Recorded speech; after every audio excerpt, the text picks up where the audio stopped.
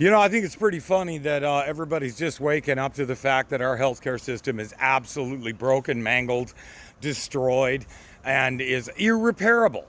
And it's like, wow, oh, y'all just kind of like figured this out. Have you been to the hospital lately?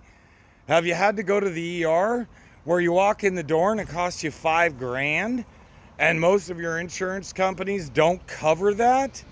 Have you woken up to the fact that a woman's pregnancy, a birth, is going to cost you 30 grand out of pocket because insurance companies don't cover that anymore?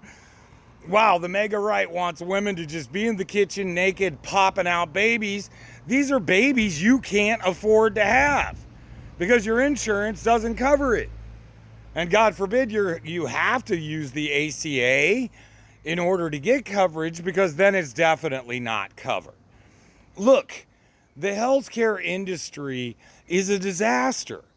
I mean, we are not prepared for the inevitability of our next pandemic. It will happen. It's a guarantee. Avian flu has already switched to swine, i.e. pigs. And the jump from pigs to humans is one mutation. That's all it takes. One mutation, and then it's us. And imagine, with COVID, the mortality rate was less than 0.5%. Imagine what would happen if the mortality rate was 5%. Our entire healthcare system collapsed during COVID. It imploded. It got destroyed. Do you honestly think that all these profits that these healthcare fucking companies, insurers, doctors, hospitals, etc. are making are going back into being prepared for the next pandemic?